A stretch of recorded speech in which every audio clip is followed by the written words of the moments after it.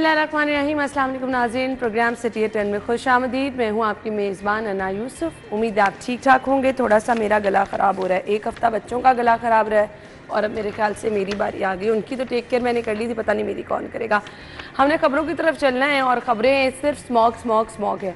सुबह आते हुए बड़ा खुशगवार एहसास होता है। अच्छा, गर्मी से जान छूटी है, अब मौसम तब्दीली की तरफ आ रहा है, लेकिन ये खुशगवार एहसास इंतहाई बुरा एहसास हो जाता है जब स्मॉग ही स्मॉग हर जगह नज़र आती है और ये धुआं हमारे अंदर जा रहा है और हम मुतासर होते चले जा रहे हैं। मुझे आज एक्चुअली आवाज़ खींच के निकालनी पड़ रही है। पहली खबर की तरफ आएंगे। हमारे सीनियर रिपोर्टर्स हमारे साथ मौजूद हैं, आमिर रज़ा खान साहब और वकास अहमद। अस्सलाम वालेकुम। वालेकुम अस्सलाम। स्मॉग की सूरत हाल अभी बाहर क्या देखा?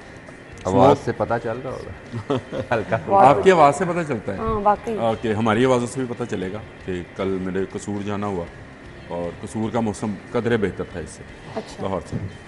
और ये है कि स्मोक है हर तरफ और इस पर ना गवर्नमेंट की कोई पॉलिसी है ना कोई गवर्नमेंट। अभी भी ये कह रहे हैं फिर डड्डू चार्जर, फिर दोबारा मुझे ना बुलाया करें इस बात पे।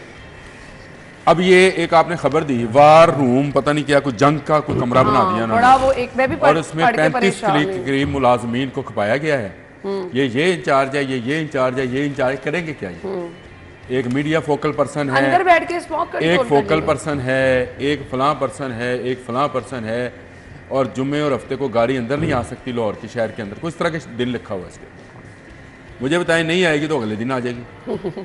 रात क्योंकि मैं एक जनाजे पे गया था कसूर, तो वहाँ से मैं वापस आ रहा था तो लाइनें लगना शुरू हो गई। मैंने दिखाया अपनी मिसेस को कि मैंने कहा ये देख अब लाइनें लगनी शुरू हो गई हैं और ये सारी हैवी ट्रैफिक जो है ये इसकी लाइनें लगा दी गई हैं। 11 बजे के बाद ये शहर में धुआं उड़ाती हुई एंटर होंगी, कोई इनको रोकने वाला नहीं आएगा। उसमें ट्रालियाँ भी थी, रेत की ट्रालियाँ थी, बांस की ट्रालियाँ थी, पता नहीं क्या कुछ था। वो तूरी वाली वो जो आती है वो थी, जो बहुत सारी रोड रोक लेती हैं वो थी। अब वो ट्रक, वो ट्रालियाँ, वो सारे मजदे जब दाखिल होंगे तो क्या उससे स्मोक नहीं होगी? अब ये वार रूम जो बनाया है इसका क्या फ़ायदा होगा मुझे बताएं। देखें, हमारे पास एक मॉडल था जो कि मोहसिन नकवी ने दिया, जो वज़ीर निगरान वज़ीर ने एक मॉडल दिया था। आप वर्क टाइमिंग को या वर्क आवर्स को या वर्क डेज़ को आप यूँ तकसीम कर लें। उससे ये होगा कि एक दिन का रेस्ट, 2 दिन काम, 1 दिन का रेस्ट, 2 दिन का काम, 1 दिन का रेस्ट, बैलेंस तो उसका बैलेंस होता रहेगा साथ। आप उस पर गए नहीं। अच्छा, उन्होंने तो ये किया था, उन्होंने प्राइवेट इदारों को भी, बल्कि अपने इदारे को भी कर दिया जी। ऐसे जो उनका इदारा था उनको उसमें उन्होंने सब जगह पे ये लागू किया। इसको लागू कर दो दोबारा से। जो लोग घर से काम कर सकते मुझे लगता है हो जाएगा आने आपने कोरोना में क्या हो, जब लोग बीमार हो जाएंगे, जब अना यूसुफ की तरह खींच कर बात करना शुरू हो जाएंगे और जब मेरे एक दोस्त की तरह खींच कर सांस लेना शुरू हो जाएंगे, तो मुझे बताएं तब करेंगे। जब सारे लोग बीमार हो जाएंगे, ये सब बच्चे बीमार हो जाएंगे। आपने 5वीं तक के लिए बच्चों को छुट्टी दे दी 1 हफ्ते के लिए। अब जिनके 2 या 3 बच्चे हैं, सही बात है, एक उनकी गाड़ी तो निकलनी है जी, बिल्कुल उनका चिंची जाना ही जाना है। उनका बस या जिसमें वैन में जिसमें भी वो जाते हैं वो तो निकलेगी। आपने एक घर से एक बच्चे को बैठा दिया। अब वो हसन अली मेरे साथ जुमेरात को बैठते हैं, वो परसों रो रहे थे इस बात के कि यार छोटी नू छुट्टी हो गई है ते वड्डी नू जरा ना वो जाना पै रहा, छोटी दी ऑनलाइन क्लास होएगी। अब देखो ये प्रॉब्लम क्या है, बाप भी वर्क प्लेस पे जाए, माँ भी वर्क प्लेस पे जाए अगर, तो उस छोटे बच्चे को कहाँ छोड़ दे? सही बात है वाकई।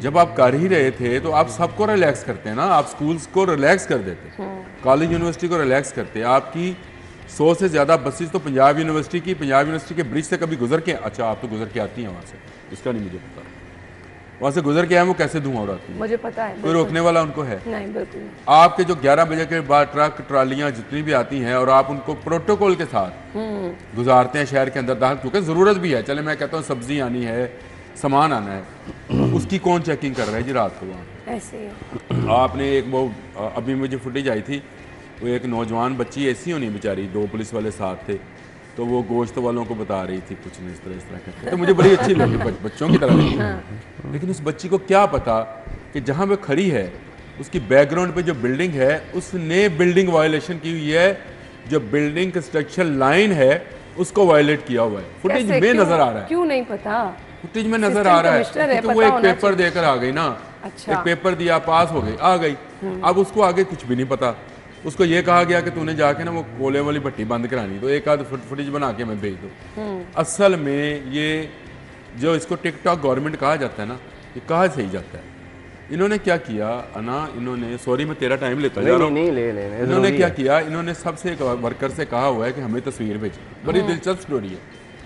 मैं, मेरी बेटी, मेरी मिसेज, हम कार के नाले से जा रहे थे, तो ट्रक खड़ा था, सामान उठा रहा था, साथ साथ तस्वीरें बन रही थी। मुर्गी वाले का, ये जो सिलेंडर्स वाले हैं, सबका सामान उठा रहे थे और साथ साथ तस्वीरें बना रहे थे। ये सुबह सफाई भी जहाँ हो रही होती है वहाँ भी सुबह तस्वीरें बन रही थी।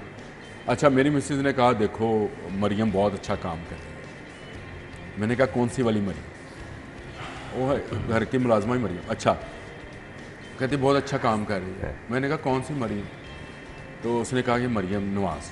मैंने कहा क्या काम कर रही है? कहती ये जो तजावजा टट। मैं कहा हाँ बेहतरीन काम है, हम हमेशा से ये रोते रहे हैं कि यार ये तजावजा टटवाओ, आधा आपका पोल्यूशन खत्म हो जाए। उसी दिन शाम को मैं वापस घर जा रहा था, तो सारी चीज़ें जहाँ जहाँ से उठाई थी तरतीब के साथ वहीं पड़ी थी। हत्ता के वो जो बोर्ड उन्होंने लगाए हुए थे कि यहाँ पर एलपीजी दस्तयाब है, मुर्गी का गोश्त नहीं, वो मेरे साथ नहीं शाम को जाए। अच्छा, मुर्गी का गोश्त इतने बड़े किलो वाला वो जो बोर्ड लगा हुआ था, वो जो फुटपाथ को तोड़कर उन्होंने उस नाले के साथ मछली बेचने वाले की दुकानें बनाई हुई थी, जिनको उस वक्त उन्होंने बांस उसके गिराए हुए थे, सारे खड़े थे। वहीं सारा कारोबार हो रहा था। होता क्या है, 500 रुपया रेट है वापस सामान लेने का।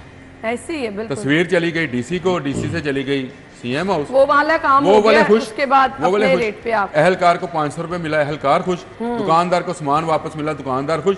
जब सब खुश होंगे तो यही कुछ होगा। ये सिर्फ ड्रामेबाजी है, फोकल पर्सन, वार रूम, ब्ला ब्ला ब्ला ब्ला। मास्क क्या कर लेगा वकास अहमद? ये मास्क का क्या रूल है, क्या कर लेगा? आगाही देके क्या कर मैंने जब ये खबर पढ़ी ना वार रूम की, तो मुझे विंस्टन चर्चिल याद आ गया। उससे बेसिकली स्ट्रेटजी रूम से वार रूम का कॉन्सेप्ट आया था।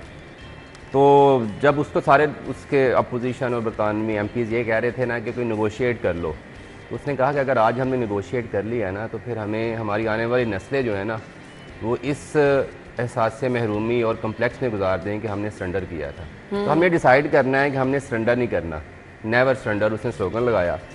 और दूसरा, जो बहुत सारे लोग इकट्ठे होकर बैठ जाते थे ना वार रूम के इर्द गिर्द, तो उसको उन्होंने कहा कि United wishes and goodwill can not overcome the brute facts. ठीक है, तो ये जो वार रूम है ना, ये सेम वही है कि इकट्ठे हो गए हैं, अंदर हुए हैं, मिनरल वाटर्स आ रहे हैं, बाहर जब निकलेंगे तो एसी वाली गाड़ी बाहर मौजूद होगी, ड्राइवर उनका दरवाज़ा खोलेगा, और ख्वाहिशात हमारी मुतहदा हैं, इसके अलावा और कुछ नहीं है। कल भी, क्योंकि ये मौजू यही है कि यार कैसे बचा जा सकता है, तो कल भी हम डिस्कस कर रहे थे एक दोस्तों के साथ कि क्या हो सकता है। इस वार रूम का लीडर कौन है? Punjab government, chief minister. क्या ही अच्छा होता कि अगर चीफ मिनिस्टर और कैबिनेट वाले ये कहते हैं कि भाई हम अपनी जो ट्रांसपोर्टेशन है, आइदर वो सिक्योरिटी कैवलकेड की मद में है या हमारी आने जाने के लिए जो गाड़ियाँ इस्तेमाल होती हैं, आज से हम 50% उसको कट ऑफ कर रहे हैं, अपनी गाड़ियाँ खड़ी कर रहे हैं। हम शटल चला रहे हैं GOR से, वो सेक्रेटेरिएट जाए करेगी, वाने वज़ीर आला जाएगी, हम गाड़ियाँ कम कर रहे हैं। हम रिक्वेस्ट करते हैं बाकी लोगों से भी, अगर आप एक गाड़ी में सफ़र कर सकते हैं ना, दूसरी गाड़ी मत निकाल लें।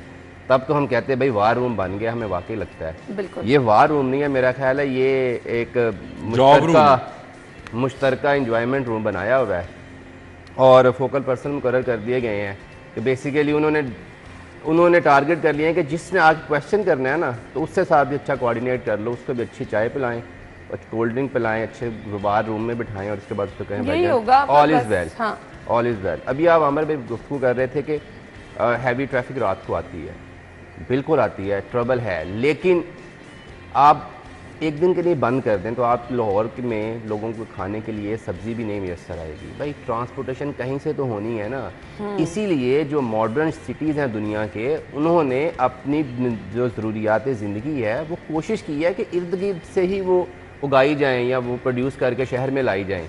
हमारे शहर में तो लाहौर वाले धनिया भी अपना प्रोड्यूस नहीं कर पा रहे, तो सारा कुछ तो आना है बाहर से। तो बाहर से वो कैसे आना है? वो एसी वाली गाड़ी में तो आ नहीं सकता, वो आना है बड़ी गाड़ियों में ही। फिर ये है कि आपकी कोई ट्रांसपोर्ट पॉलिसी नहीं है कि कि यार आपने जो बड़ी गाड़ियाँ लेके आनी है, शहर में दाखिल होनी है, यार वही कोई पॉलिसी ले आए, कंपनीज के साथ ये कॉन्ट्रैक्ट कर लें। यार हमें ये इश्यूज हैं, ये मैय्यज ना लिए गए तो आने वाले दिनों में स्मॉग की सूरत हाल बहुत वर्स्ट हो सकती है। अभी साबिका होनी डायरेक्टर है, माहौलियात हमारे साथ अभी मौजूद होनी है। है। मैं वही कह रही हूँ मजीद हो सकती है। ये टाइम आ गया है कि अब आप सुबह वक्त कहते हैं लोगों घर से ना निकलें। आज से पहले हम किताबों में यही पढ़ते आ रहे हैं कि सुबह का टाइम बेहतरीन होता है बाहर के लिए। एक्सरसाइज बहुत अच्छी है, अब तो घरों से कोई निकले ही ना, अब तो बहुत उल्टा ही हो रहा है कुछ। अच्छा जी, साहब का डायरेक्टर माहौलियात हमारे साथ मौजूद है, नसीमुर रहमान साहब। अस्सलाम वालेकुम जी। जी वालेकुम अस्सलाम। सर आपके वक्त का शुक्रिया। ये बाहर जो काला धुआं देख रहे हैं, ये हमारे माहौल को किस तरह मुतासर कर रहा है, हमें किस तरह मुतासर कर रहा है, ज़रा इसकी मंजर कशी कर दीजिएगा।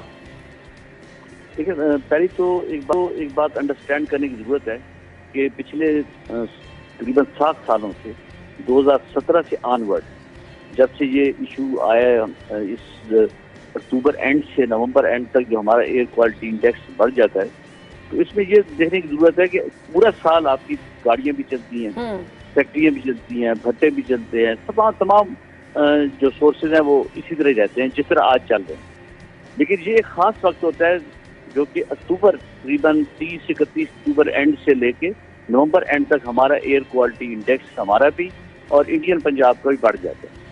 तो इसमें जो एक बुनियादी जो इसमें जो चीज़ रोल प्ले करती है वो स्टेबल बर्निंग है। इस साल मैं अप्रिशिएट करूंगा हुकूमत को कि इन्होंने 1000 हैप्पी सीडर अभी तक हमारे सेंट्रल पंजाब के 10 अजला में प्रोवाइड कर दिए। टोटल में 5000 करने, इससे डेफिनेटली एक हमारी साइड पे इम्पैक्ट आएगा इसका। लेकिन अभी इस वक्त आजकल के दिनों में आपकी कटाई अरूज पे है दोनों साइडों पे।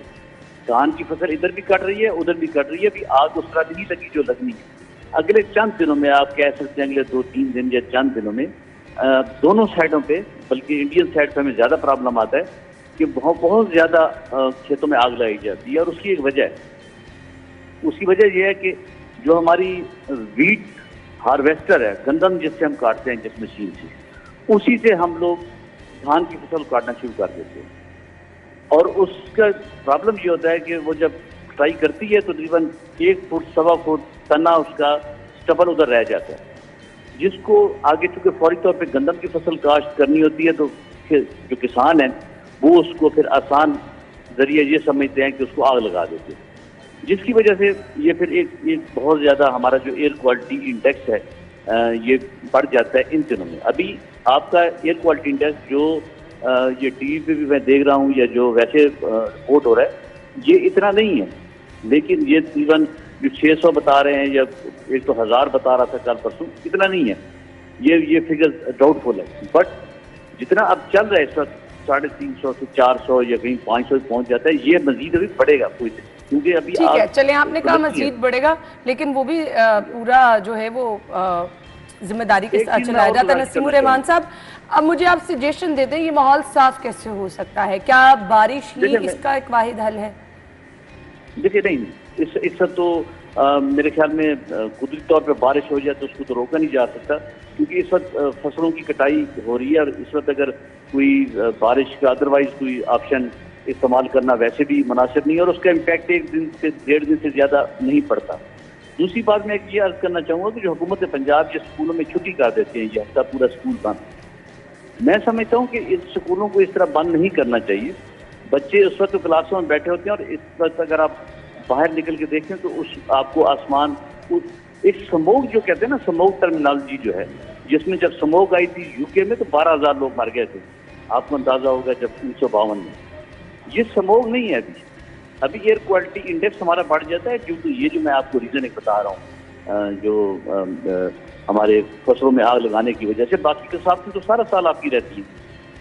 ये हमारा एयर क्वालिटी इंडेक्स बढ़ता है। स्मोक तो एक खास। नसीमुर रहमान साहब, आप ये चाह रहे हैं कि स्कूलों में अगर छुट्टियां ना दी जाएं तो बच्चे तो बहुत बुरी तरह से मुतासिर हो रहे हैं, हम खुद मुतासिर हो रहे हैं। दफ्तर से घर से दफ्तर तक आने वाले टाइम में इतना शदीद गले में दर्द सी महसूस होती है, तो फिर बच्चे जो मोटर बाइक्स पे जा रहे हैं किस तरह मुतासिर नहीं होंगे?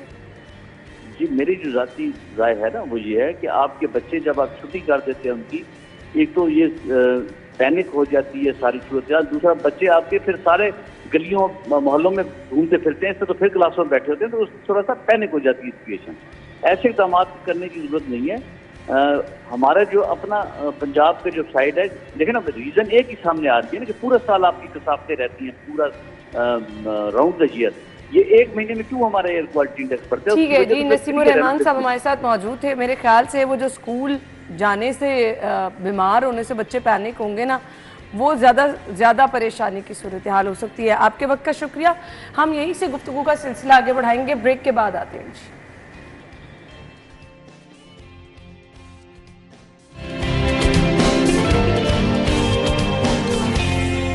Welcome back. राव साहब कहते हैं जी, स्मॉग का सबब बनने वाले कमर्शियल फैक्ट्रीज को महदूद करना नागुज़ीर है। कमिश्नर साहब ये कह रहे हैं। लॉकडाउन एरिया में कमर्शियल जनरेटर्स को सख्ती से चेक किया जा रहा है।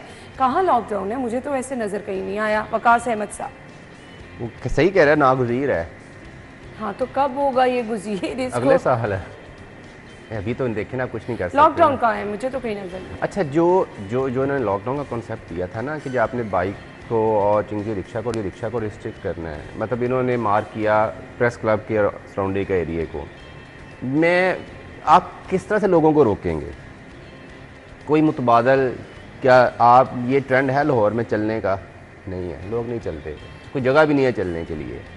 एक बंदा जो गड़ी शाहू में या हबीबुल्ला रोड पे रहता है, यहाँ पे वो जॉब करता है, भाई उसने घर कैसे जाना है? भाई आप कहते हैं कि मैं आपकी माल रोड से आगे आपकी बाइक नहीं जाने दूंगा, तो क्या पुलिस या ज़िले इंतज़ामिया वाले उसकी बाइक की रिस्पॉन्सिबिलिटी ले रहे हैं? क्या माल रोड पे खड़ी कर दें, आप जाएं घर, ये हमारी रिस्पॉन्सिबिलिटी है? सही है, नहीं है ना। तो ये हालात तो यहाँ पे ये है कि अपने बेड के साथ हमें अपनी बाइक खड़ी करनी पड़ती है, अपनी गाड़ी खड़ी करनी पड़ती है। अच्छा, कोई पब्लिक ट्रांसपोर्ट है नहीं है कि डेजिग्नेटेड रूट चलें भाईजान, ये क्योंकि लॉकडाउन किया है हमने, तो ये इलेक्ट्रिक बसें हैं हमारी, बेशक ड्राइवर से कॉन्ट्रैक्ट कर लें, उनके पास तो है ना, कि हम इन स्पॉट से आपको पिक करेंगे, तो आप बाइक अपने जिनकी रिक्शे छोड़ें, अपनी गाड़ियाँ बाहर रहने दें इस एरिए से, तो हम आपको पिक एंड ड्रॉप दे देते हैं। यहाँ तो आप कहें कि आप घर रहें, हम आपको शाम को, सुबह दोपहर शाम का आपका खाना भी पहुँचाएँगे, आप घर रहें, बस निकले ना। तो ये कोई तरीका नहीं है कि भाईजान कल से आपने बाहर नहीं निकलना। यार लोग कैसे करना है, मतलब कोई हल भी तो बता दें ना कि यार ये एक वे आउट है, तो आप हमारे साथ ताउन करें। अच्छा, जो लोग मॉनिटर करने जाते हैं वो अपनी गाड़ियों पे जाते हैं, नाल स्क्वाड भी चल रहे होते हैं, तो उनकी गाड़ियां का धुआं नहीं छोड़ती हैं, वो पोल्यूशन का बायस नहीं बनती। बात सिर्फ ये की है कि आवाम को पीसना जितना मर्जी पीस लें, और एट द एंड जैसे इन्होंने कहा बड़ा नागुज़ीर है। भाई कब है नागुज़ीर? ये तो पिछले 5 साल से ये मसला चला आ रहा है ना, तो आज वर्ष से वर्ष होता जा रहा है। बिल्कुल ऐसे ही है। तो आज भी ये साल भी ऐसे ही गुजर जाना है, ठीक है, ये साल भी ऐसे ही गुजर जाना है, अगले साल भी ऐसे ही गुजर जाना है, और एट द एंड उन्होंने कह देना ये सेम खबरें रहनी है। जो कमिश्नर साहब ने कहा महदूद करना नागुज़ीर है, कब करेंगे, कौन करेगा? मैं आज ही सोच रहा था, आज सुबह स्मोक बहुत ज़्यादा थी, सुबह जब निकला घर से तो मैं सोच रहा था कि लाहौर पर आसमान से लानत बरस रही है।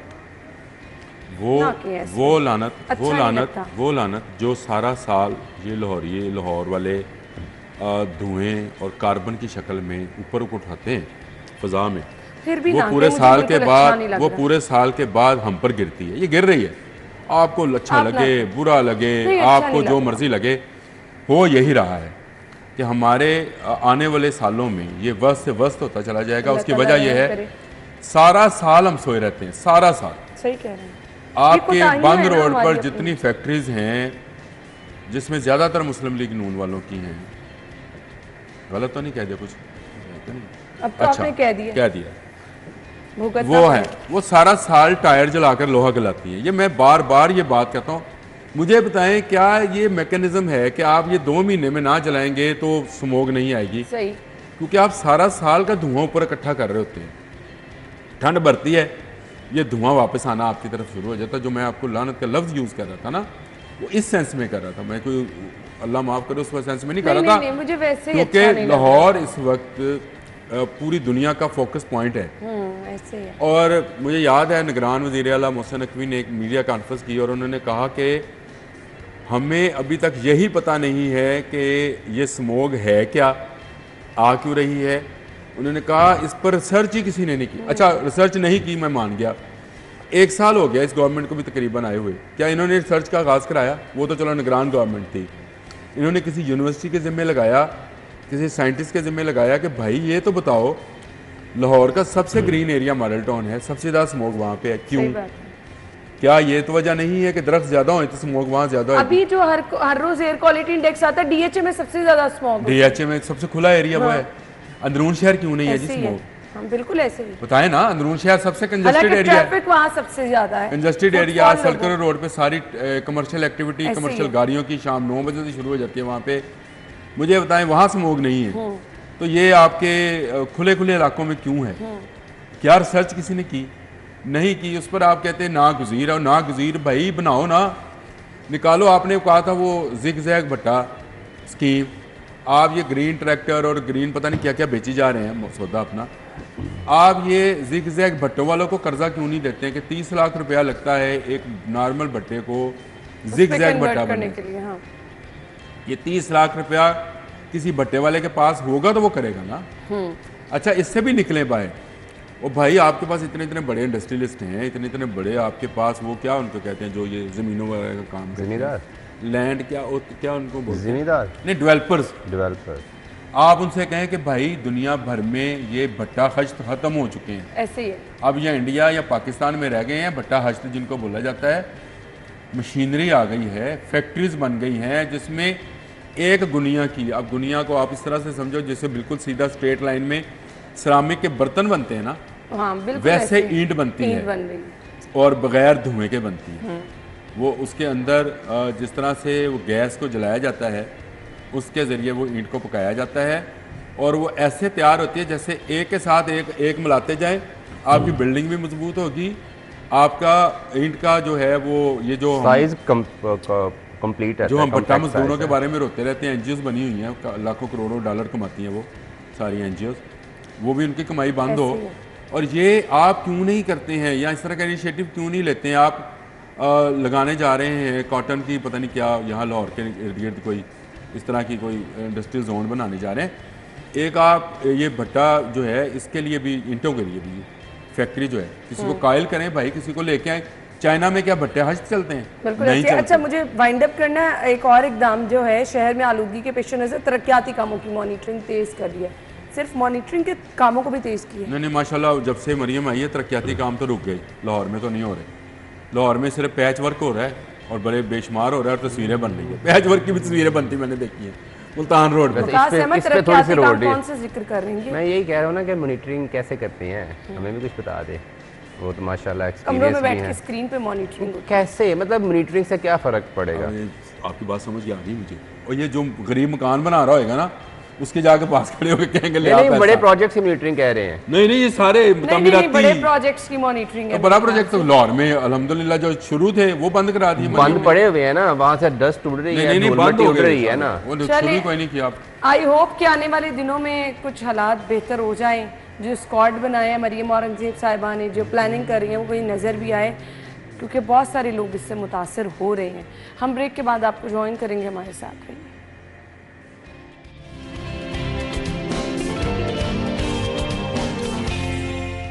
खुश आमदीद। खबर ये है, नया मास्टर प्लान तैयार, शहर का 30% एरिया ग्रीन कवर होगा। ग्रीन कवर होगा तो आई होप कि स्मोक भी कम होगी पहले से। वकास अहमद साहब, ये ना प्रेस रिलीज है डेफिनेटली, ये गवर्नमेंट की, और उसमें लिखा है कि आलमी तकाज़ों के मुताबिक।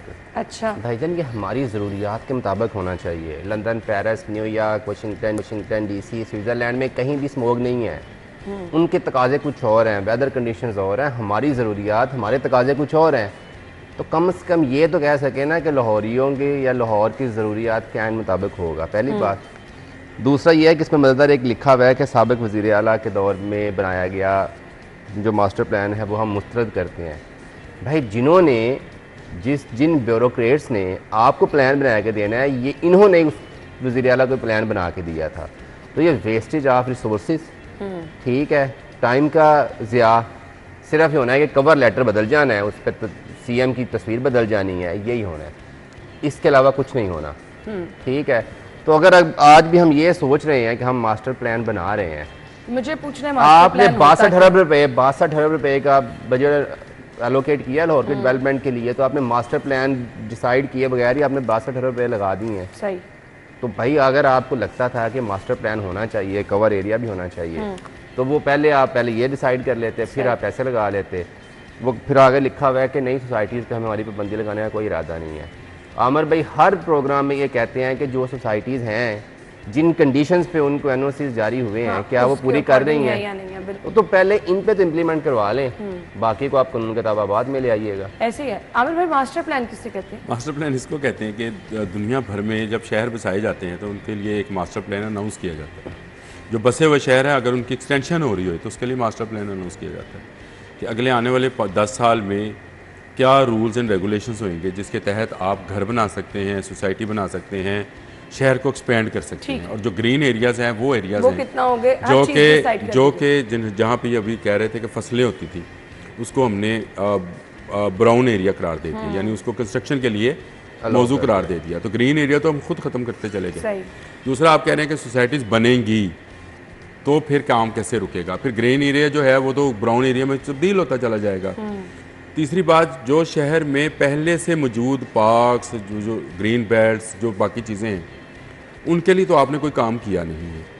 उनके लिए आपने ज़रूर, मैंने तख्तियाँ देखी हैं और पौधे लगे हुए देखे हैं चंद जगहों पर, ये ठीक है कि दरख्त आपने लगाए भी हैं, लेकिन जो अभी भी खाली जगह हैं जो सरकारी हैं, वासा के पास हैं, LDA के पास हैं, कॉरपोरेशन के पास हैं, तमाम अदारों के पास है, महकमा नहर के पास है, महकमा रेलवे के पास हैं, उनको कवर करने के लिए आपने किया। ये अभी आप कोट लखपत के साथ साथ ये पीको रोड की तरफ जाएं, रेलवे के साथ साथ कोट लखपत रेलवे स्टेशन के साथ साथ, मुझे बताएं जाकर ज़रा देखें कि कैसी कैसी कंस्ट्रक्शन हुई है। और वो पता कितना किराया देते हैं? साल का 100 रुपया। सीरियसली? जी सर। लीज वाली है, लीज वाली है ना रेलवे की, तो लीज के अंदर लिखा होता है कि रेलवे जब चाहेगा ये लीज कैंसिल कर देगा। उतारें उनको, हटाएं उनको, वहाँ पे ग्रीन लगा दें आप। होता यह है, आप वकास भाई यहाँ पे कब्जा करने के लिए अंदरून शहर के इर्द गिर्द क्या किया उन्होंने, कश्मीरी घाटी के बाहर एक मस्जिद की बुनियाद रखी, बाग के अंदर मस्जिद बना दी, मस्जिद की आड़ में उन्होंने 700 दुकान बनवा दी।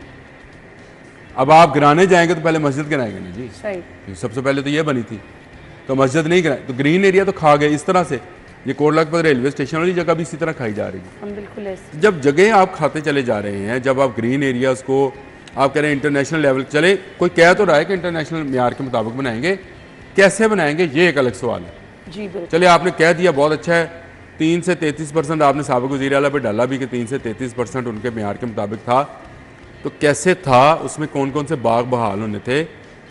आपने तो जहाँ दरख्त लगे थे उसको ग्रेटर इकबाल पार्क बना दिया, उसको जलसागाह बना दिया। बहुत जुल्म हुआ वो इतना जुल्म है जिसका ऐसा मैं आपको बता नहीं सकता हूँ। वहाँ अंदरून शहर के बच्चों के खेलने के लिए मैदान आपने ख़त्म किए, वहाँ पे हज़ारों, सैकड़ों नहीं हज़ारों दरख्त थे और फलदार दरख्त थे जिनको आपने गिराकर उसको एक जलसागाह बना दिया। हर दूसरे दिन एक दरखास्त आई होती है एक जमात की तरफ से कि मुझे जलसा करने की इजाज़त दें, आपकी दौड़ें लगी होती है। सही बात है। अच्छा, ये कह रहे हैं नहीं हाउसिंग सोसाइटीज़ बनाने पर पाबंदी का फिलहाल कोई इरादा नहीं है, ये हो भी नहीं सकता। ग्रीन एरिया को ग्राउंड में करते चले जाएंगे क्योंकि इससे पैसा आता है, रेवेन्यू आता है ना गवर्नमेंट को, इस पर कोई पाबंदी नहीं है। तो मुझे बताएं, सीनियर सूबाई वजीर कहती हैं कि हाउसिंग सोसाइटी को हर सूरत कानून के ताबे भी किया जाएगा, ये पॉसिबल है?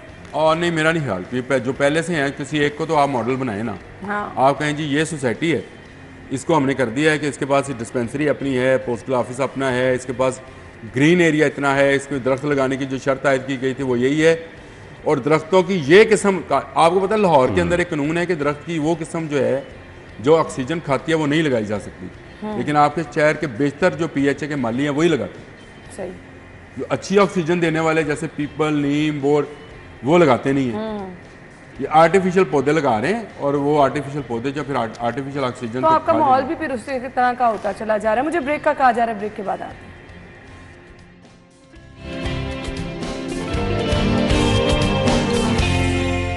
Welcome back once again. यहाँ हम सोचते हैं कि हम अपना कोई क्योंकि रिकमेंडेड होता है, डॉक्टर कहते हैं कि 6-7 महीने बाद, कोई साल बाद आप अपने बुनियादी जो टेस्ट हैं वो करा लें, लेकिन यहाँ तो तिबी हमले के दोबारा से शायद टेस्ट लिए जाएंगे या उनकी डिग्रियाँ चेक की जाएंगी। प्रोफेसर, डॉक्टर, नर्सिस समेत तिबी हमले की डिग्रियाँ क्यों आमिर भाई? पैसा कमाना है इन्होंने। मजाक है ये डिग्रियाँ चेक करना, जब आपने रखा था आपके पास डिग्रियाँ आपके पास हैं। अच्छा। अगर मैंने MBBS किया है, मैंने अगर MA किया है, तो उसकी डिग्री किसके पास है? ऑब्वियसली आपकी यूनिवर्सिटी के पास। मेरी मिसेज ने PhD कर रखी है और हर साल उसको अपनी डिग्री दोबारा से वेरिफिकेशन करानी पड़ती है। क्यों? आप हायर एजुकेशन वाले कमीशन जो है उसको पैसे जमा कराने पड़ते हैं। अच्छा। फिर वो वेरीफाई करते हैं डिग्री को। वो जब भी उसको कोई थीसिस का मसला आता है वो कहती है जी पहले मैं डिग्री वेरिफिकेशन देंगी। अच्छा, ये मैंने पहली दफ़ा सुना है कि हर साल PhD की। भाई वो उसको हर साल, मतलब हर साल से मुराद ये है कि जब भी उसको ज़रूरत पड़ती है तो दोबारा से एक वेरिफिकेशन प्रोसेस है।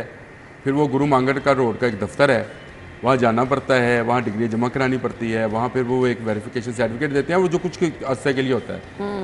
आपने जारी की हुई डिग्री है, अगर आप उसको भी पकड़ नहीं सकते हैं तो मुझे बताएं क्या है। लेट्स से मेरे ऑफिस वालों ने मेरी डिग्रियाँ ली हुई हैं और वो मुझसे कह रहे हैं कि डिग्री आप ऑफिस डिग्री वेरिफिकेशन करा लेना। जी बिल्कुल। पंजाब यूनिवर्सिटी से, मैं गवर्नमेंट कॉलेज लाहौर से पढ़ा हूँ तो चलो GC से करवा ले। तो भाई ये बंदा हमें कह रहा है कि मैंने वहाँ से MA किया है, MSc किया है, जो भी किया है, ये डिग्री ज़रा वेरीफाई कर दें हमें। कितना मुश्किल काम है।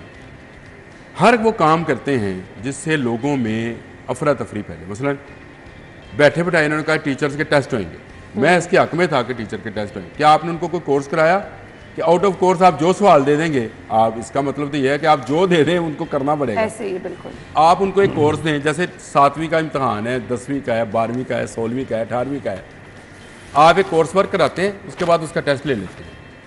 ये तो एक समझ में आती है। लेकिन आप बैठे बैठाए उसको कहें कि जनरल नॉलेज, और आप कहें कि मेरे सर पर बाल कितने हैं, मिनिस्टर स्पोर्ट्स के बाल गिन के और मिनिस्टर एजुकेशन के सर के बाल गिन के बताओ, तो मैं तो हार जाऊंगा। इसका मतलब है कि मिनिस्टर गंजा होना चाहिए, आसानी रहेगी। पता नहीं होना चाहिए गंजा के नहीं होना चाहिए, लेकिन खुदा गंजे को नाखून ना दे।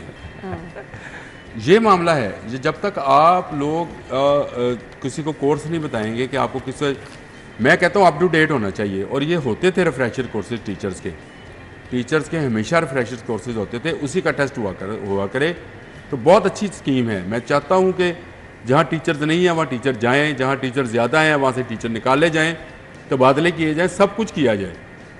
लेकिन बैठे बैठाए टेस्ट का ना कहा जाए, जैसे बैठे बैठाए डॉक्टर्स को, नर्सेज को, पैरामेडिक। इसका मतलब है एक ऐसा पैनिक जो कि सबके जान को, अब मैं जिस हॉस्पिटल में जाऊंगा मुझे हर डॉक्टर जेल ही लगेगा कि यार यदि पता नहीं डिग्री वेरिफिकेशन हुई है कि नहीं। ये जो गुलाम सरवर ने PTI के दौर में बयान दिया था कि PIA के लोगों की डिग्रियां जेली हैं, उससे कितना नुकसान हुआ, बहुत अच्छा खासा नुकसान हुआ, अरबों का नुकसान हुआ। कई रूट बंद हो गए हमारे यूरोप में, वो तो आराम से बैठा हुआ घर, लेकिन उसके बयान से ये भी यही है। आपने काम करना है, आपके पास एक महकमा है जहाँ इनकी डिग्रियाँ जब अपनी नौकरी दी होगी तो ली होंगी ना, वहाँ से वेरिफिकेशन करें। यहाँ तो एक जज के भाई को 25 साल नौकरी आप खिलाते पिलाते रहे, 25 साल के बाद आपको पता चला कि उसकी डिग्री तो जली है। फिर भी आपने उससे रिक्वेस्ट की कि प्लीज रिजाइन कर दे। हाँ, उसको ये नहीं कहा निकल जा, हालांकि होना ही चाहिए। तो उसको वापस आते, उसको जेल देते, उससे रिकवरी करते 25 सालों की तनख्वाहों की। तो अच्छा, इसमें एक और चीज़ है कि लिखा हुआ है कि सिर्फ सरकारी तिब्बी अदारों की नहीं, क्या जो प्राइवेट हॉस्पिटल्स हैं उन पे ये लागू नहीं होता आइदर कि वो प्राइवेटाइज हॉस्पिटल है, लेकिन सेहत के स्टैंडर्ड्स को मेंटेन करना ये सरकार की जिम्मेदारी है, सरकार की अदारों की है। तो अगर आपने तिब्बी ही अमले की ही वेरिफिकेशन करवानी है तो फिर आप सिर्फ सरकारी को क्यों टारगेट कर रहे हैं? फिर आप थ्रू आउट सारे तिब्बी अमले ही करवाएं, क्योंकि सारे ही आपके उसी सिस्टम से गुजर के डिग्रियाँ लेके बाहर बैठे हुए हैं, प्राइवेट हो या सरकारी हो। फिर दूसरी बात यह है कि अब देखें ना, प्रोफेसर, डॉक्टर, कितने प्रोफेसर होंगे आपके हॉस्पिटल्स में? 2000 कर लें, 3000 कर लें। तो अगर आपका इतना बड़ा गवर्नमेंट की इंफ्रास्ट्रक्चर है, मशीनरी है, रिसोर्सेज हैं, तो आप अगर बैक एंड पे वो चीज़ें वेरीफाई नहीं कर सकते तो फिर मेरा ख्याल है फिर शायद इसके लिए भी एक थर्ड पार्टी हायर की जाए कि जो ये वेरिफिकेशन का अमल मुकम्मल सिस्टम के ऊपर अपलोड की जाए। भैया आप लोग अपलोड कर लो अपनी, आपके पास। और फिर देखें, फिर जो आपके सीनियर प्रोफेसर हैं, अगर देखें आप उनसे आप ये कहें, जिनका 30 साल एक्सपीरियंस हो चुका है, पब्लिकली आप ये कहें कि जी आप अपनी डिग्रियाँ दें, हमें आपको वेरीफाई करना है, तो वो क्यों सर्व करेगा आप गवर्नमेंट में? वो क्यों सर्व करेगा? उसके लिए तो बाहर प्राइवेट बेशुमार ऑप्शन हैं जहाँ पे उसको ना तो उसकी इज्जत नफ्स मजरू होनी है, ना किसी ने आके ये पूछना सर अपनी डिग्री निकाले, ठीक है। तो ये ऐसा वही अमर भाई वाली बात है कि ये पैनिक क्रिएट करना ज़्यादा मकसूद होता है। हालांकि जिसने भी ये सेक्रेटरी साहब ने या मिनिस्टर साहब ने ये कहा है, उनका भी अगर आप टेस्ट ले लेना जनरल नॉलेज का तो उन्होंने भी रह जाना है, ठीक है। मतलब अगर आप गवर्नमेंट के वो तमाम सेक्रेटरीज ब्यूरोक्रेट जो मुख्तलिफ डिपार्टमेंट में बैठे हुए हैं, आप उस सेक्रेटरी से उस डिपार्टमेंट के हवाले से टेस्ट ले लें तो वो भी फेल हो जाएगा, क्योंकि कोई एक्सपर्ट या स्पेशलाइज तो है नहीं है ना। कोई अगर किसी की पॉलिटिकल साइंस की डिग्री है और उसको जो है सेक्रेटरी इंडस्ट्रीज आपने लगा दी है तो वो भी तो चला रहा है ना। तो ये तो फिर स्पेशलाइज लोग हैं, आप उनको बजाय इसके। और फिर ये है कि आपके मुल्क का सबसे ज़्यादा जो पढ़ा लिखा और इंटरनेशनल स्टैंडर्ड्स के मुताबिक डिग्री जिसने ली है वो आपके मेडिकल के लोग लेकिन हैं। ज़्यादा परेशान भी यही लोग हैं। वक्त कम है, आप लोगों के वक्त का बहुत बहुत शुक्रिया, thank you so much. Break होगी, हेडलाइंस होगी, फिर आएंगे शो में।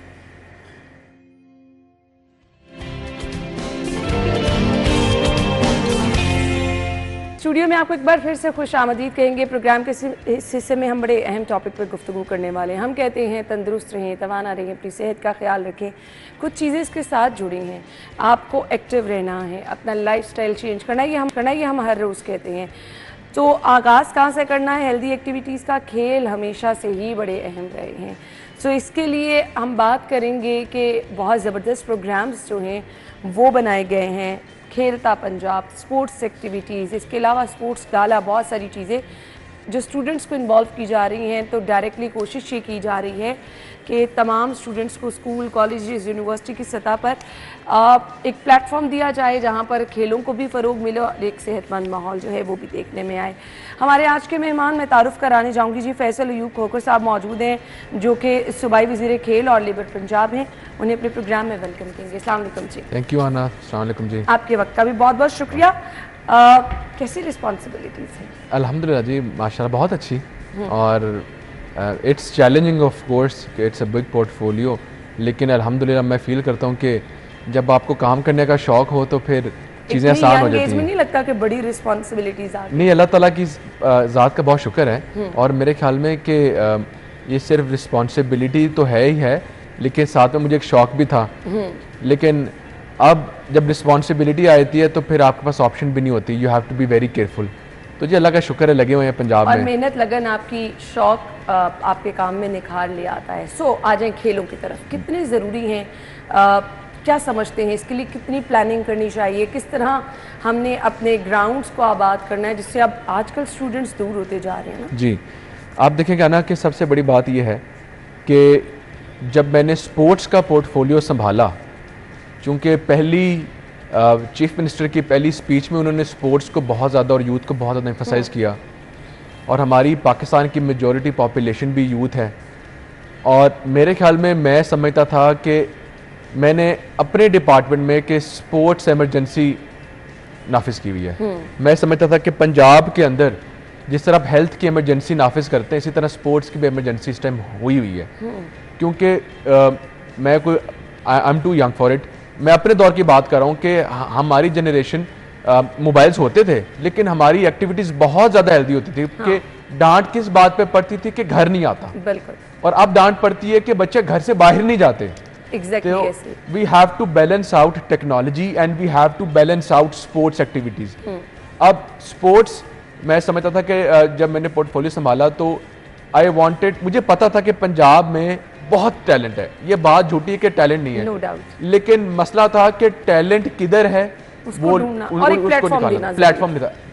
तो टैलेंट होता भी था तो उसको वो अपॉर्चुनिटी नहीं मिलती थी, मौका नहीं मिलता था। क्यों कहते थे कि हम सिफारिश, क्यों कहते थे कि ये पर्ची से है? पर्ची मेंट कि इसकी सिफारिश होगी तो उसको मौका मिलेगा। I wanted to finish that concept.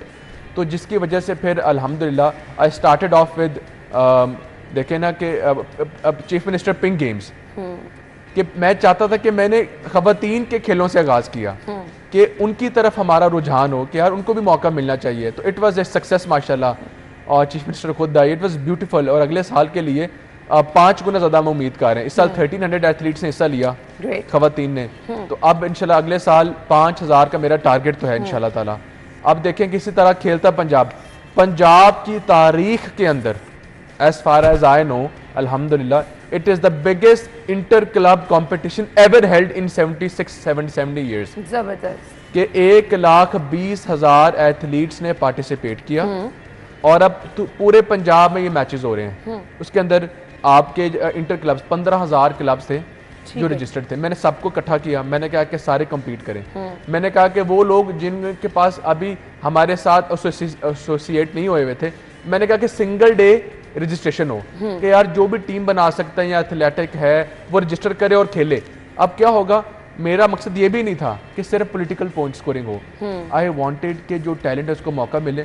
तो हमारी प्रोफेशनल टीम्स बैठी हुई हैं पूरे पंजाब में, सही, हर तहसील में, हर डिस्ट्रिक्ट में MPs, MNs और जो ऑफिसर्स हैं वो इनॉग्रेशंस कर रहे हैं। हमारी प्रोफेशनल टीम्स बैठी हुई हैं।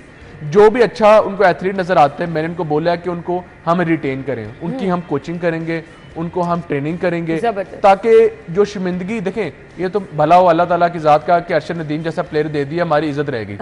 7 प्लेयर्स हमारे गए थे। बिल्कुल सही है। पंजाब का इतना तो किरदार बनता है कि पंजाब कम से कम स्पोर्ट्स की एक नर्सरी का किरदार अदा करे। बेशक हम कम से कम जो फेडरल हमारी एजेंसीज हैं स्पोर्ट्स की, हम उनको एथलीट्स तैयार करके दें। मेरा ख्याल यह है कि कम से कम 70 प्लेयर्स अगले ओलंपिक्स के लिए पंजाब उनको तैयार करके दे। बिल्कुल 7 नहीं 70, 10 गुना ज्यादा। बिल्कुल। और it is a slow process, it takes time. हो भी सकता है, आपके पास होगा, टैलेंट है। मैं अना देखिए इंशाल्लाह ताला it will happen, it is happening. मैं क्या कह रहा हूँ कि पंजाब की तारीख का biggest sports endowment fund chief minister ने हमें दिया 2 अरब रुपए का। अब उसमें मंथली प्रॉफिट जो आता है उससे हम अपने प्लेयर्स को सपोर्ट करते हैं। सही। जैसे कि आप अच्छी प्लेयर हैं या मैं अच्छा प्लेयर हूँ, मैं अच्छा परफॉर्म करता हूँ, तो उनको हम क्यों आए दिन मीडिया के ऊपर देखते हैं कि यार इतना अच्छा प्लेयर है, इसको कोई सपोर्ट नहीं कर रहा। इसलिए हमने उनको सपोर्ट करना आप स्टार्ट कर रहे हैं ताकि वो उनके खाने पीने का खर्चा अपने अम्मी अब्बू से ना मांगे। हमारे पेरेंट्स भी फील करते हैं कि स्पोर्ट्स में कोई फ्यूचर नहीं है। इस कॉन्सेप्ट को ठीक करना है। बिल्कुल ऐसे ही है। We have a future. और इतना खूबसूरत टैलेंट सामने आया है, आप सोच नहीं सकती, मजा आ गया। अब इसी तरह आप देखें कि खेलता पंजाब के साथ साथ 5 दिसंबर को इसका फाइनल है और पूरे पंजाब में ये हो रहे हैं। अब इसी तरह इंशाल्लाह अब हमने लाहौर में लाहौर यूथ फेस्टिवल का हमने 8th, 9th और 10th ऑफ नवंबर को आगाज किया। क्या क्या इसमें गेम्स शामिल हैं? आप देखें कि टू मेंशन, अगर आप मुझे अब इजाजत दें जी जरूर, तो ये लाहौर यूथ फेस्टिवल में जिम्नास्टिक्स होंगे, डिस्कस थ्रो होगा, जैवलिन थ्रो होगा, long jump, high jump, triple jump, 100 metre race होगी, फन रेस होगी, cycle race, marathon, tent pegging, tug of war, वो जो सारी चीजें हमने तो जब खेल का नाम सुना है cricket cricket cricket. No cricket is something very important but that is not the only sports, right? No doubt. तो मैं चाहता था ये तमाम वो गेम्स है जो हम शोएफात, एचएसएन या इन तरह के LAS, LGS, बीकन हाउस जैसे स्कूल्स में खेलते थे। जी बिल्कुल। अब ये सारी game it should be available for everybody. लेकिन मैं चाहता था कि एक सिर्फ स्पोर्ट्स तो हो ही रहे थे, हमारी कल्चर का हिस्सा है ये सब चीजें, बट अनफॉर्चुनेटली ये कहीं दूर रहती चली जा रही थी क्योंकि आपके पास खुली प्लेग्राउंड्स नहीं थी जहां पर आपको इन गेम्स की जरूरत होती है। इस जो लाहौर यूथ फेस्टिवल है, मैंने सिर्फ इसको फेस्टिवल का नाम इसलिए दिया क्यों मैं चाहता था कि जब हम लोग देखने आए तो सिर्फ स्पोर्ट्स ना हो रही, उधर हम फेस्टिविटी हो, पूरी फेस्टिविटी हो, स्टॉल्स लगे हों, एक फैमिलीज आई हों। उसके अंदर देखिए हमने क्या किया, फिर हमने ऐड किया स्टैंड अप कॉमेडी, उसके अंदर हमने ऐड किया एनिमल ट्रिक्स बच्चों के लिए, माइंड रीडिंग, हमने क्या किया कि बीट बॉक्सिंग किया, इंस्ट्रूमेंट परफॉर्मेंस किया, उसके बाद डिजिटल आर्ट किया, पेंटिंग की, यानी मैक्सिमम उसको अट्रैक्टिव बनाया कि लोग आए तो बोर ना, परफॉर्मेंस भी होंगे, कॉन्सर्ट भी होगा। I wanted Lahore to celebrate Lahore. When we say about Lahore it means a city of celebration. ठीक है जी। तो मुझे इसलिए चाहता था कि अब हम हमेशा नेगेटिव न्यूज आ रही होती हैं, तो आई वांटेड समथिंग कि लाहौर के लिए पॉजिटिव न्यूज आए और आगे फिर पंजाब में चलते जाएं। तो I am trying my best. So इस फेस्टिवल में खवातीन भी शामिल हो सकती हैं, फैमिलीज भी शामिल हो सकती हैं जो पार्टिसिपेट कर रहे हैं, उनका क्राइटेरिया क्या है? स्कूल, कॉलेजेस, यूनिवर्सिटीज के स्टूडेंट्स हैं? 28 यूनिवर्सिटीज फ्रॉम लाहौर उन्होंने इसमें पार्टिसिपेट किया। आउटस्कर्ट्स लाहौर की जो आउटस्कर्ट्स थी पंजाब से, हमने 28 यूनिवर्सिटी से बच्चों को इकट्ठा किया। 1000 से ज़्यादा लोगों ने, लड़का और लड़कियों ने इसमें पार्टिसिपेट किया, एथलीट्स ने।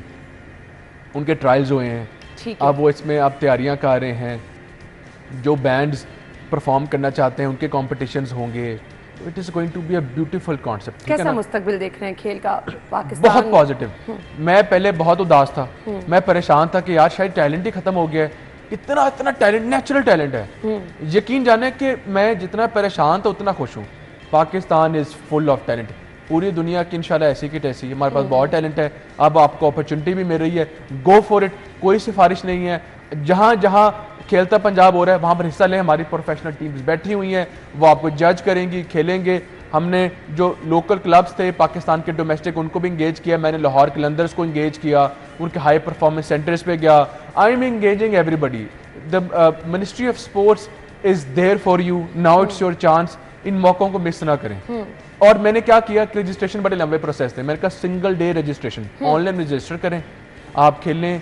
और देखें खेलता पंजाब में मैंने इनामात कितने रखे हैं, 10 करोड़ रुपए कैश से ज्यादा के, कि मैंने कहा कि कैश इनामात होंगे, लोग पार्टिसिपेट करेंगे। लोग और देखें बढ़ चढ़ कर हिस्सा लेते हैं। पूरे पंजाब में इस साल 51 new facilities will be made, जो कि मैं 1 महीने के अंदर इनॉग्रेट करूंगा। और पुरानी फैसिलिटीज को रिहेबिलिटेट भी कर रहा हूँ। 11 अरब रुपए की लागत से तमाम चीजें हो रही हैं। और आउटडोर जिम्स बन रहे हैं ग्राउंड्स के अंदर, खवातीन के लिए ट्रैक्स बन रहे हैं। और मैं कोशिश कर रहा हूँ कि इस टाइम एक पॉजिटिव एनवायरनमेंट है, घरों में जो लड़ाई झगड़े हो रहे हैं वो बाहर निकलें, वो अपनी हेल्दी एक्टिविटीज में जाएं। You will see a beautiful change in 1 year, but give me at least 1 year, क्योंकि अभी ये स्टार्ट होने पहले हमें फंड्स हमें जारी हुए, अब हमें अल्हम्दुलिल्लाह कल टेंडर जारी हो गए हैं, हमारी नई फैसिलिटीज़ बनेंगी, लोग आया करेंगे, ब्यूटीफुल इंशाल्लाह ताला multipurpose sports complexes throughout Punjab बन रहे हैं। अल्हम्दुलिल्लाह we are trying our best for Punjab इंशाल्लाह। सही, ये जो स्पोर्ट्स कॉम्प्लेक्स बनाए जा रहे हैं, लोग ऑलरेडी भी हैं, लोगों की पहुंच इस तक, हमें इस चीज़ को भी थोड़ा सा आसान बनाना है ना कि मैक्सिमम लोग, मकसद तो यही है हेल्दी एक्टिविटी, लोग घरों से बाहर निकलें। अगर यहाँ पर लोगों का पहुँचना ही मुमकिन नहीं होगा, क्योंकि ऑब्वियसली इनकी फीसेस बहुत ज़्यादा हैं, तो फिर इनका कोई मकसद नहीं रह जाता, फिर हमें आसानी भी तो पैदा जीरो फीसेस आना। मैं आपको बताता हूँ, जैसे मैं मिसाल देता हूँ खेलता पंजाब की, नो रजिस्ट्रेशन फीस, ठीक है जी। और इसका मतलब है कि अब पूरे पंजाब में से सिर्फ ये नहीं करिए, तो ये तो आपके तहसील लेवल और डिस्ट्रिक्ट लेवल पे ना, जब ये इंटर डिस्ट्रिक्ट लेवल होंगे ना मैचेस और इंटर डिविजनल लेवल होंगे, उनके रहने पीने का तमाम खर्चा हम उठाएंगे, उनके ट्रांसपोर्ट के लिए पैसे भी हम देंगे। वो जब आएंगे दूसरे शहर में, उनके जो रहने के जो पैसे हैं पर डे के हिसाब से हम देंगे। सही। उसके बाद उनको जो किट्स हैं, यूनिफॉर्म्स हैं, शूज हैं, स्पोर्ट्स के सामान है, वो भी हम दे रहे हैं, खाने पीने का भी, तमाम चीजें हम किट, उनका रुपया नहीं लगेगा। अगर उनके पैसे लगने बेचारे तो पहले ही उनकी बात हुई हुई है। बिल्कुल ऐसे। तो वो तमाम वी आर फैसिलिटेटिंग एवरीथिंग, कि no hidden charges, no nothing. आए, compete करें, पैसे जीतें, और आपका टैलेंट फिर अगर इतना अच्छा है तो आपको पाकिस्तान के लिए यूज करेंगे हम। यूथ के लिए कोई प्रोग्राम्स जो कि आप समझते हैं कि आने वाले वक्त में बहुत ज़रूरी हैं और यूथ को उसमें आना भी चाहिए, उसका हिस्सा बनना चाहिए? देखें, as far as my department is concern, मैं समझता हूँ कि हमारा जो भी स्पोर्ट्स एक्टिविटीज़ या हमारे कैलेंडर्स होते हैं उनको फॉलो करके उनमें हिस्सा ज़रूर लिया करें। अब देखेंगे नाउ इज़ योर चांस कि हमारी प्रोफेशनल टीम्स बैठी हैं, और मैंने ऑनलाइन पोर्टल बनाया हुआ है जो मैं डेली बेस पे बैठ के लाइव देखती, सर आपका ये पूरा सेटअप है, इसी तरह स्क्रीन्स लगी हुई है, मैं देख रहा होता हूँ कि किस ज़िले में कौन से मैचेस हो रहे हैं, कौन से प्लेयर्स अच्छे, इनको रिटेन करो। आपको मंथली सपोर्ट किया जाएगा ताकि आपको अपने घर से पैसे ना लिए जाएं। आपको हम सपोर्ट करेंगे, पंजाब हुकूमत सपोर्ट करेगी। तो now is your chance to perform. कोई ऐसा प्लेटफॉर्म जहां पर कोई आपसे रब्ता करना चाह रहा है, कोई प्लेयर है, क्योंकि हमारे पास तो इतना टैलेंट है गली मोहल्लों की सतह पर, सो उनको एक हर्डल होती है, डायरेक्ट पहुंच नहीं होती, सो कोई प्लेटफॉर्म जिसके थ्रू आप तक पहुंचना ईजी हो? सबसे पहली बात ये कि जो मैंने आपको भी बताया ना कि जो हमारे ये पूरे पंजाब में खेलता पंजाब चाह रहा है, it is happening in all tehsils. सही, हर तहसील में हो रहे हैं। तो बहुत आसान है। बहुत, मैंने इसलिए कहा कि ये नहीं कि लाहौर आना है, ये नहीं कि फैसलाबाद, बड़े शहरों में नहीं, मैंने कहा छोटे छोटे जो इजला हैं, छोटी छोटी तहसीलें, उधर भी मैचेस हो रही हों। और जो आपने बात की है, आप इंशाल्लाह ताला ऐसे करेंगे, एक ऑनलाइन हेल्पलाइन भी मैं बनाता हूँ। जी बिल्कुल, ये I think it's a good idea, ताकि मजीद फॉर न्यू आइडियाज भी अगर किसी ने शेयर करने हो तो उसमें भी मुझे शेयर कर सकें। खुद आपको खेलों में से कौन सा खेल सबसे ज्यादा पसंद है? मैं खुद भी बहुत एथलेटिक हूँ अल्हम्दुलिल्लाह। मुझे बैडमिंटन बहुत पसंद है, क्योंकि सर्दियों का मौसम आता है, दोस्तों के साथ एक आई लव इट, सर्दियों की स्पोर्ट है badminton. Cricket is all season, I love cricket. और इसके अलावा फुटबॉल पसंद है, मुझे स्विमिंग भी पसंद है। मुझे स्पोर्ट्स ऐसी शायद ही कोई है जो मुझे नहीं पसंद। ये बहुत हेल्दी एक्टिविटीज होती हैं जहां आप वैसे ही हेल्थ वाइज अच्छे रहते हैं, मूड मेरे ख्याल से आपका बड़ा जबरदस्त रहता है अगर आप इन एक्टिविटीज का हिस्सा रहे। मुझे ब्रेक का कहा जा रहा है, सॉरी, हम यहीं से गुफ्तगू का सिलसिला आगे बढ़ाएंगे, ब्रेक के बाद आते हैं।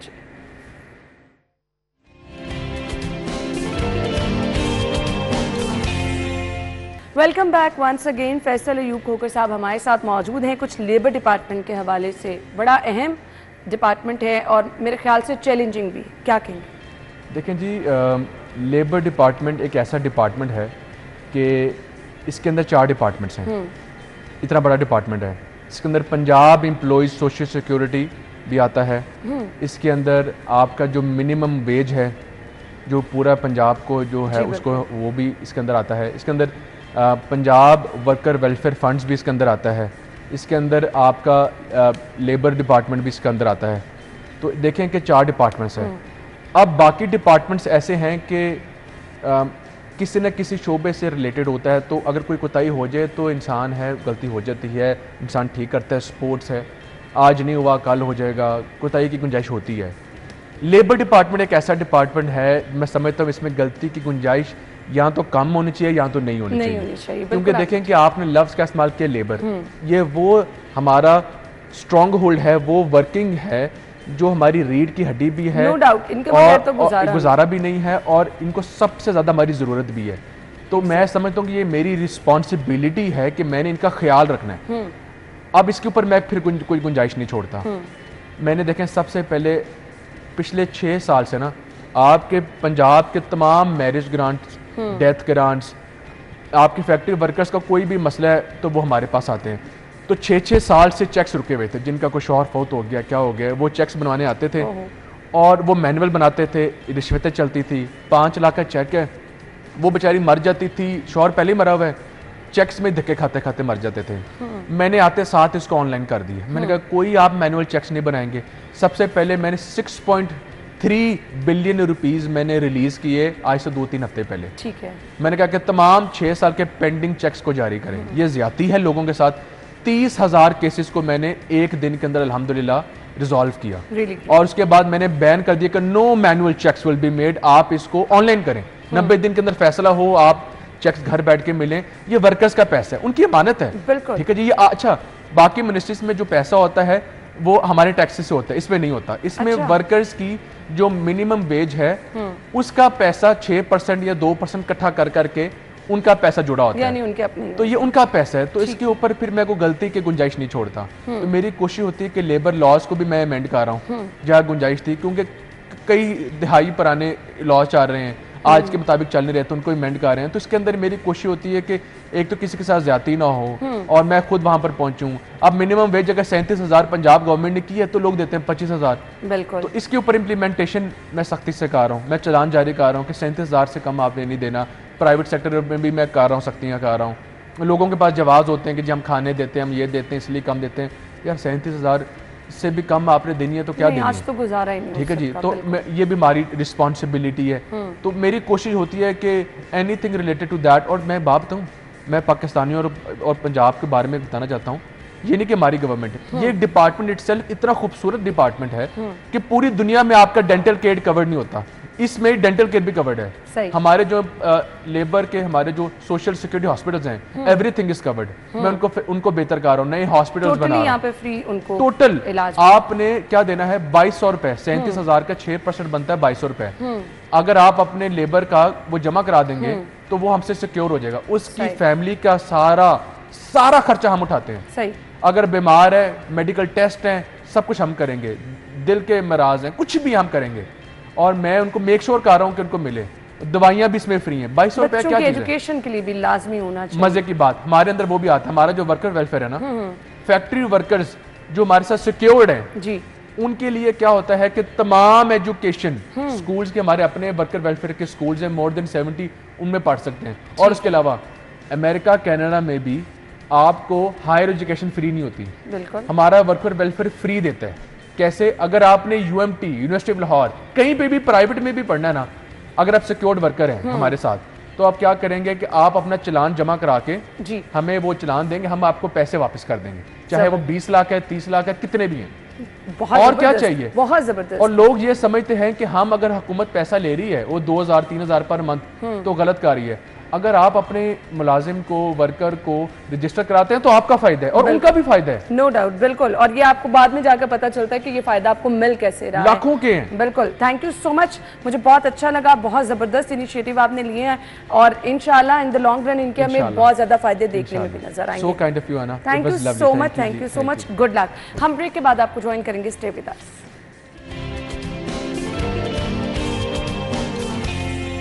Welcome back once again. खेलों के फ़रोग की जहां बात हो रही थी, वहां एक बहुत ज़बरदस्त खेल जिसमें पाकिस्तान हमें अपना नाम बनाता हर जगह पर नज़र आ रहा है। इंटरनेशनल फाइटिंग टूर्नामेंट सीज़न 3 की हम बात करें, पाकिस्तान ने भारत को 8-0 से हराकर टाइटल अपने नाम कर लिया है और इसी तरह MMA फाइटर्स जो हैं पूरी दुनिया में कामयाबी समेट रहे हैं, अपना नाम बना रहे हैं। आपको ये भी बताएं, इंटरनेशनल फाइटिंग टूर्नामेंट सीज़न 3 में भी पाकिस्तानी फाइटर्स जीत चुके हैं। पाकिस्तानी फाइटर्स को आगे लाने में PMMAF और ऐसे गार्डन हमेशा से पेश रहा है। सदर Pakistan mixed martial art federation Babar Raja साहब ने हमें ज्वाइन किया। अस्सलाम वालेकुम जी। वालेकुम अस्सलाम। पहले तो बहुत बहुत मुबारकबाद, वो आपकी काविशें जो दिन रात आप कर रहे थे वो मेहनत रंग ले आई, कैसा लग रहा है कामयाबी? जी बेहतरीन, आपको भी मुबारक हो और आपके तवज्जो से मैं पूरे पाकिस्तान को मुबारकबाद देना चाहता हूँ।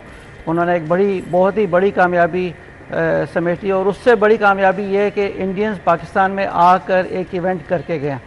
ये हो नहीं रहा था और मुझे लगता है कि अब आगे जो चैंपियंस ट्रॉफी है उसके लिए भी राहें खुली हैं। इंडियंस आएंगे, पाकिस्तान में आएंगे। मेरा ये कहना है कि अगर इस तरह के ख़ास तौर पे लोग जब आएँ और यहाँ से जब पाकिस्तान से बाहर जाते हैं तो पाकिस्तान के जो पॉजिटिव इमेज है वो दुनिया तक पहुँचाते हैं। बिल्कुल, ये बड़ा ज़रूरी था। बिल्कुल ऐसा ही है। इस मुकाबले के बारे में बताइएगा, जो मद्दे मुकाबल टीमें थी उनकी कैसी तैयारी थी, पाकिस्तानी फाइटर्स उनकी कैसी तैयारी थी और फिर इसके पीछे मेहनत कितनी करवाई गई? इसमें आपको पता ही, हम साथ साथ आपके साथ प्रोग्राम कर रहे थे थ्रू आउट, पूरा एक साल हो गया। पूरे साल की एक तो मेहनत थी और दूसरा ये कि ये इवेंट चूँकि पाकिस्तान इंडिया का मामला था, हमें वीज़ों के इश्यूज़ बने। पहले हम इस्लामाबाद में करना चाह रहे थे, वहाँ के हालात ने इजाज़त नहीं दी। फिर हम ऐसे गार्डन्स में करना चाह रहे थे तो हमसे एक मिस्टेक हो गई, उनके वीज़े लाहौर के थे और ऐसे गार्डन शेखुपुरा में आ गया। तो उसके बाद फिर हमने ये सारा जो है वो शिफ्ट किया लाहौर में। और मैं शुक्रगुजार हूँ हमारे स्पोर्ट्स मिनिस्टर के, DG स्पोर्ट्स के, जो DC हैं उनके, इंटीरियर मिनिस्टर के, उसके अलावा होम सेक्रेटरी के, होम डिपार्टमेंट के, कि इन सब ने आउट ऑफ द वे जाके हमारी हेल्प की और ये इवेंट मुनक्किद किया। सही। मुझे ये बताइएगा, अब माशाल्लाह इस कामयाबी के बाद क्या प्लान्स हैं आगे, किस तरह से इसको मज़ीद एक्सटेंड करने वाले हैं? देखिए, ये दो तरफ़ा ताल्लुकात की बिना पे ये इवेंट रखा गया। इसकी 3 की सीरीज़ है। एक पाकिस्तान में हुआ, अब हम कोशिश करें जो हमारे इंडियन काउंटर पार्ट्स हैं वो एक इंडिया में करें और हम यहाँ से टीम लेके जाएं, और इसके बाद एक थर्ड हम फाइनल करें, या तीसरा इवेंट हम किसी म्यूचुअल वेन्यू पे करें। तो इससे ये कि इरादे तो ये हैं। उसके बाद ये कि इंटरनेशनली अब अगला 25 तारीख को हम एक बड़ा इवेंट करने जा रहे हैं, 25 जनवरी को। उसमें 13 मुल्कों को पाकिस्तान में लेके आ रहे हैं। ज़बरदस्त। 13 फाइट्स हैं और 13 डिफरेंट कंट्रीज से हो रही है और ये इंशाल्लाह पाकिस्तान की जो इमेज है पूरी दुनिया में। मिक्स मार्शल आर्ट के साथ दूसरे खेलों के फ़रोग के लिए भी आप बड़ा ज़बरदस्त काम कर रहे हैं, उनमें कौन कौन से खेल शामिल हैं? उसमें एक तो सबसे बड़ा है स्नूकर पे हम काम कर रहे हैं, उसके बाद हम टेंट पैकिंग पे कर रहे हैं। फुटबॉल पे अल्हम्दुलिल्लाह अब हम काफ़ी आगे चले गए हैं ऐसे गार्डन्स के तवज्जुह से, और उसके साथ साथ बास्केटबॉल पे काम हो रहा है। तो ये कुछ ऐसी गेम्स हैं जिनके ऊपर ज़्यादा तवज्जो दी हुई है। सही। और इसके साथ साथ मुझे बता दीजिएगा, बहुत सारे लोग इन खेलों का हिस्सा बनना चाहते हैं, किस तरह से लोग पार्टिसिपेट कर सकते हैं? देखिए, हर चीज़ की एक नेशनल लेवल पे काम हो रहा है। जिस तरह बाकी हर एक की तो फेडरेशन भी है, उनके सिस्टम्स भी हैं, हम उनकी हेल्प कर रहे हैं। लेकिन मिक्स मार्शल आर्ट्स की कोई सेंट्रल बॉडी नहीं थी, तो उसके लिए हमने Pakistan mix martial art federation के नाम पे हमने काम शुरू किया। और यहाँ PMMAF.org ये हमारी वेबसाइट है। कोई भी उसमें जाएगा और एज अ फाइटर अपने आप को रजिस्टर करेगा। उसको हम लोकली, अब अल्हम्दुलिल्लाह हम पाकिस्तान के हर कोने में हमारे क्लब्स हैं सर्टिफाइड, वहाँ उनको नियरेस्ट क्लब भी मिलेगा, नियरेस्ट कोच भी मिलेगा, चाहे वो बच्चा है चाहे वो बच्ची है, उनके लिए एक प्लेटफॉर्म है। ठीक है। नेशनल फाइटिंग टूर्नामेंट का जो सीज़न 4 है उसके बारे में कुछ बताइएगा। नेशनल फाइटिंग टूर्नामेंट जी हमारा चौथी नेशनल चैम्पियनशिप चल रही है आजकल। ये बेसिकली वो नर्सरी है जिससे ये लोग ऊपर आते हैं। तो इसका 3 सूबों के ट्रायल्स हो चुके हैं। गिलगित के हो गए हैं, पंजाब के हो गए हैं और बलूचिस्तान के हो गए हैं। अब हमारे कश्मीर रह गया है, उसके ट्रायल्स होने वाले हैं। इस्लामाबाद के हैं, सिंध के हैं और पेशावर के हैं। ठीक। उसके बाद हम इसके फाइनल्स में जाएंगे और सबको, पूरे पाकिस्तान को ला के ऊपर लाएंगे। और जो ट्रायल्स हुए हैं, आप यकीन करें कि हम हैरान हैं कि अल्लाह ताला ने इतना ज़बरदस्त टैलेंट अभी हमें दे रहा है कि अगले 5 साल में मुझे लगता है कि हम दुनिया में MMA पे राज करेंगे। मैं पूछने वाली थी आपसे कि हमें मिक्स्ड मार्शल आर्ट का रुझान कैसा, ख़ास तौर पर अगर हम चाहें देखें कि बच्चियों में इसका, तो ख़वातीन के लिए भी क्या उसी तरह से मौक़े हैं इसमें? देखिए हमारी 15 वेट क्लासेस हैं टोटल, जिसमें 8 वेट क्लासेस लड़कों की हैं और 7 वेट क्लासेस लड़कियों की हैं।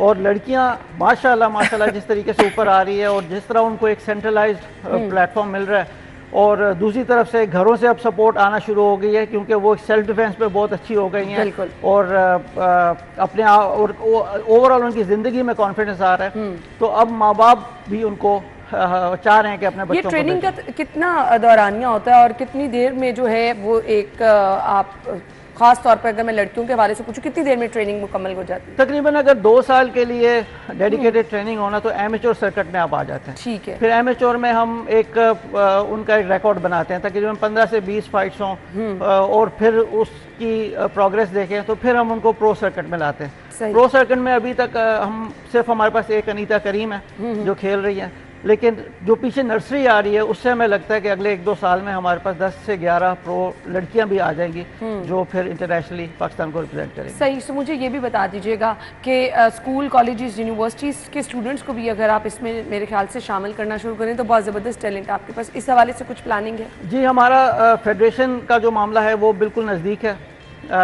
एफिलिएशन से, स्पोर्ट्स बोर्ड से भी उनको 4 साल की कारकर्दगी हम दिखा रहे हैं, थ्रू आउट उनको ब्रीफ करते जा रहे हैं। आपके पास अभी स्पोर्ट्स मिनिस्टर थे, अभी हमारी उनसे मुलाकात हुई, उन्होंने हमें कहा कि आप आए हमें ब्रीफ करें अपने बारे में, तो उनसे भी एक मीटिंग है। जैसे ही हमारी फेडरेशन की रजिस्ट्रेशन कंप्लीट हो जाती है तो फिर HEC के थ्रू जो तरीकाकार, ये जो बड़े बड़े फाइटर्स जो पाकिस्तान का नाम रोशन कर रहे हैं, कामयाबी समेट रहे हैं, इनकी लाइफ स्ट्रगल के बारे में बताइएगा, कितनी ये मेहनत करते हैं और किस तरह से ये अपने फाइनल इवेंट के लिए तैयारी? देखें, जो 1 साल पिछला गुजरा है ना, उसमें दिन में 3-3 दफ़ा उन्होंने ट्रेनिंग की है, 2-2 घंटे एक दफ़ा करते हैं विदाउट एनी ब्रेक, और नहीं मतलब 5 घंटे का ब्रेक लिया, फिर 2 घंटे पूरा वीक ट्रेनिंग हो रही है। पूरा वीक ट्रेनिंग की है उन्होंने, बीच में थोड़ा सा जो रेस्ट होता है जो फिजिकली उनको लेना पड़ता है, और पूरा 1 साल की मेहनत थी है, ये कोई छोटा काम नहीं था। और उसके बाद जिन जिन हालात से ये लोग बेचारे गुजर के आ रहे थे, तो अल्हम्दुलिल्लाह अब सबके फाइनेंशियल हालात भी बहुत बेहतर होंगे इस फाइट के जरिए। जबरदस्त, ये ज़्यादा अच्छी चीज़ है कि आप फाइनेंशियली भी सपोर्ट किसी को कर रहे हैं। अच्छा,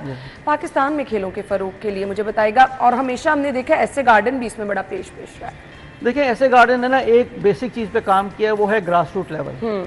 बाकी मैं बार बार कहता हूँ कि चीज़ को सेलिब्रेट करना, कोई जीत के आ जाएगा इंटरनेशनल वर्ल्ड चैंपियन बन जाएगा, सेलिब्रेट करने के लिए सब सामने आते हैं, लेकिन ऐसे गार्डन की खास बात यह है कि इन्होंने ग्रास रूट लेवल से काम शुरू किया। 5 साल सिर्फ मेहनत की, जिस मेहनत को किसी ने नहीं देखा। और अब जब लोग वर्ल्ड के और एशियन के पोडियम्स ले रहे हैं, तब काफ़ी लोग ऊपर आ रहे हैं। अच्छी बात है सारे आए, लेकिन ग्रास रूट लेवल पे कोई, हमारे पास 44 रजिस्टर्ड ओलंपिक गेम्स है पाकिस्तान में, एटलीस्ट उनके पीछे जाएं, एक एक गेम को पकड़ें और उसके ग्रास रूट लेवल पे काम करें। जब तक वो नहीं होगा, हमें 5 साल बाद रिजल्ट्स मिलते हैं, उससे पहले नहीं मिलते। मुझे बाकी खेलों के बारे में बता दीजिएगा कि मिक्स्ड मार्शल आर्ट के अलावा जो बाकी खेल हैं उसमें जिस तरह से आप लोग मेहनत कर रहे हैं और जिस तरह से लोग उसमें जो शामिल होना चाह रहे हैं, वो किस तरह हिस्सा बन सकते हैं? देखिए, स्नूकर का प्रो स्नूकर के नाम पे एक हम प्रोफेशनल स्नूकर के नाम पे यानी सिखाया भी जाएगा, ये लीग कर रहे हैं। अब उसके कोर्सेज भी होते हैं, उसके कोचिंग्स भी होती हैं। स्नूकर का स्ट्रक्चर चूँकि पहले से बहुत बड़ा है पाकिस्तान में, हर मोहल्ले में एक क्लब है। जब भी आप जाएंगे स्नूकर के, प्रो स्नूकर के प्लेटफॉर्म पे, वहाँ आपको कोचिंग भी मिलेगी, आपको वहाँ पे आगे जाके आने के लिए प्लेटफॉर्म भी मिलेगा। फिर हमारी जो लीग होती है, हम 3 लीग्स कराते हैं स्नूकर की हर साल। ठीक है। वो लीग होती है उस लेवल पे जिस पे ये लोग जाके बाहर खेल रहे होते हैं। टेबल की क्वालिटी, बॉल्स की क्वालिटी, इवन बहुत दफ़ा हम इनको फॉरनर कॉम्पिटिटर्स भी देते हैं। तो उससे फ़ायदा ये होता है कि जब इंटरनेशनली ये लोग खेलने जाते हैं तो इनको सरप्राइज़ नहीं मिलता। बॉलें भी वैसी हैं, एनवायरनमेंट भी वैसा ही है। इससे पहले ये बड़ा मसला था कि पाकिस्तान में वो वाला एनवायरनमेंट नहीं था। जब यहाँ के लोकल क्लब से लोग बाहर जाते थे तो एकदम इनके लिए सरप्राइज होता था और हार जाते थे। बिल्कुल। अब अल्हम्दुलिल्लाह हम प्रोफेशनल सर्किट में हारिस ताहिर हमारा कामयाबियाँ समेट रहा है। इससे पहले असजद और मोहम्मद आसिफ, उन्होंने 2 साल का कॉन्ट्रैक्ट लिया प्रोफेशनल सर्किट में, इंग्लैंड में जाके खेल रहे। एक मैच खेलने पे इनको 5000 यूरो मिलते हैं जीतने पे।